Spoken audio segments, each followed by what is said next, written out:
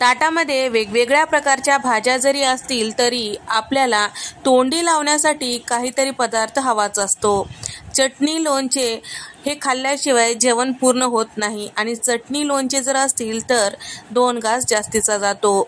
तर या ठिकाणी आपण वर्षभर टिकणारी मस्त आंबट गोड चटणी किंवा पूड चटणी किंवा मिरम चटणी याला म्हटलं जातं। तर ही चटणी करायला अतिशय सोपी आहे, प्रमाण याचा महत्त्वाचा आहे। प्रमाणपूर्वक तुम्ही जर सगळ्या डाळी आणि सगळे जिन्नस जर घेताल तर चटणी अतिशय चविष्ट होते। तर या ठिकाणी एकाच वाटीने हे प्रमाण घेतलेलं आहे। तर 1 वाटी चणा डाळ, 1 वाटी सालीची उडीद डाळ, 1 वाटी साल असलेली मुगाची डाळ घेतलेली आहे, 1 वाटी चिरून घेतलेला गूळ घेतलेला आहे आणि तेवढ्याच प्रमाणात इथे मी चिंच घेतलेला आहे। अर्धी वाटी इथे मी घेतलेला आहे धने आणि त्याचबरोबर अर्धी वाटी इथे मी जिरे घेतलेले आहे। साधारण 3 चमचे इथे मी तांदूळ घेतलेले आहे आणि त्याचबरोबर 2 चमचे इथे मी गहू घेतलेले आहे। तर या ठिकाणी ज्या डाळी आहेत ते ओल्या कपड्याने स्वच्छ असं पुसून घ्यायचं आहे। डाळी पुसून घेतल्यामुळे डाळी भाजते वेळेस याचा खमंगपणा जास्तीचा येतो। तर या ठिकाणी सगळ्या डाळी याच पद्धतीने पुसून घेतलेला आहे आणि गॅसचा फ्लेम कमी करून आपल्याला डाळी भाजून घ्यायचा आहे। या ठिकाणी कढईमध्ये चणा डाळ टाकून घेतलेले आहे। छान असं थोडंसं रंग चेंज होईपर्यंत आपल्याला परतून घ्यायचं आहे।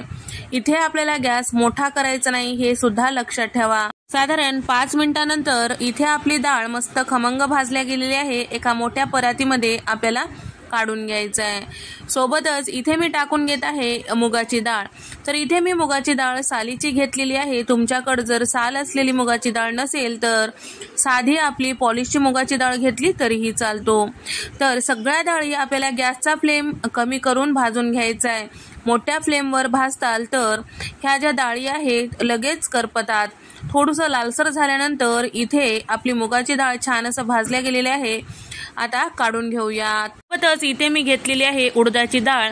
तर उडदाची डाळ आणि मुगाची डाळ भाजण्यासाठी फारसा वेळ लागत नाही, लगेचच ते भाजतात आणि याचा खमंगपणा मस्त येऊ लागला आणि त्याचबरोबर डाळ थोडीशी लालसर होऊ लागली की आपल्याला ताटामध्ये हे डाळ सुद्धा काढून घ्यायचं आहे। त्याच कढईमध्ये इथे मी गहू आणि तांदूळ टाकून घेत आहे। गहू आणि तांदूळ भाजण्यासाठी फारसा वेळ लागत नाही कारण याचं प्रमाण खूप कमी आहे। तर या ठिकाणी हे जिन्नस सुद्धा भाजते वेळेस आपल्याला गॅसचा फ्लेम कमी करायचा आहे। गहू जसजसं भाजत आला तसतसं छान टम्म फुगतो आणि तांदूळ जे आहे थोडंसं लालसर असं दिसतो। या ठिकाणी सारख्याच परातीमध्ये इथे मी काढून घेतलेला आहे आणि सोबतच त्याच कढईमध्ये जिरे आणि धने टाकून घेतलेले आहे। तर या ठिकाणी जिरे आणि धने अगदी 1 मिनिटभरामध्ये छान असं भाजल्या गेलेलं आहे। आता परातीमध्ये काढून घेऊया। चटणीसाठी लागणारे सगळे जिन्नस भाजून घेतल्यानंतर परातीमध्ये अशा पद्धतीने थोडंसं थंड करायला ठेवायचं आहे। पूर्णपणे थंड झाल्यानंतर मिक्सरच्या भांड्यामध्ये आपल्याला ही चटणी तयार करून घ्यायचं आहे। तर या ठिकाणी कढईमध्ये पाव कप तेल टाकून घेतलेलं आहे। घेतलेलं चिंच यामध्ये थोडंसं 2 मिनिट परतून घ्यायचं आहे। थोडंसं चिंचाचा रंग चेंज होईपर्यंत या ठिकाणी तुम्ही बघू शकता थोडंसं या चिंचेला कडकपणा येईपर्यंत आपल्याला परतून घ्यायचं आहे। तर या ठिकाणी आपली चिंच सुद्धा तळून झालेली आहे। आता शिल्लक राहिलेल्या तेलामध्ये आपल्याला साधारण 1 चमचाभर जिरे टाकून घ्यायचं आहे। तर चटणीवर टाकण्यासाठी इथे मी हे तेल तयार करून घेतलेलं आहे।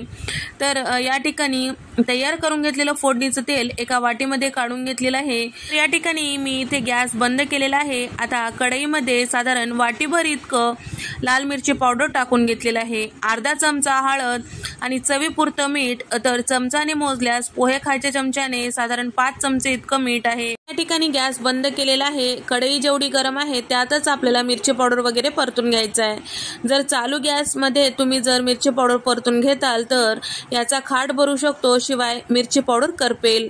या ठिकाणी डाळी थंड झालेल्या आहे। मिक्सरमधून थोडंसं जाडसर असं आपल्याला हे फिरवून घ्यायचं आहे।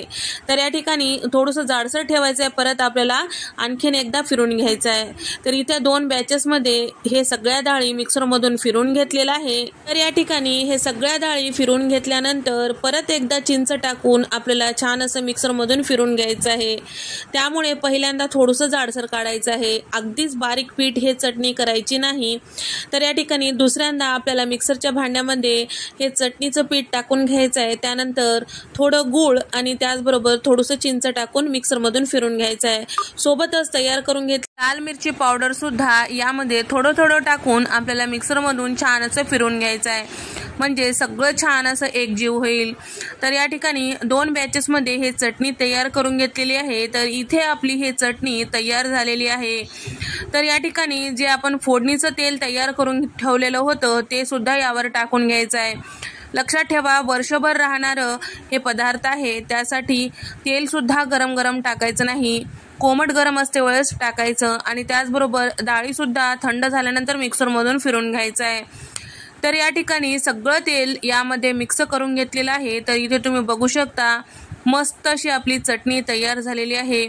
वर्षभर हे चटणी तुम्ही खाऊ शकता आणि त्याचबरोबर हे चटणी जेव्हा आपण साठवून ठेवतो त्यावेळेस अगदी कोरड्या बरणीमध्ये साठवून ठेवायचं आणि रोज खाण्यासाठी एखाद्या छोट्या बरणीमध्ये काढून ठेवायचं। थोडंसं जाडसरच हे चटणी ठेवायचं, हे लक्षात ठेवा, अगदी बारीक पीठ करायचं नाही। तर या ठिकाणी हे चटणी जी आहे भातासोबत, चपातीसोबत, पुरी, पराठा सोबत अप्रतिम लागतो आणि भाकरीसोबत तर खूपच छान लागतो। तर तुम्हाला हा व्हिडिओ आवडल्यास व्हिडिओला लाईक करा, चॅनलला सबस्क्राईब करा आणि तुम्हाला हा व्हिडिओ कसा वाटला कमेंट करून सांगा।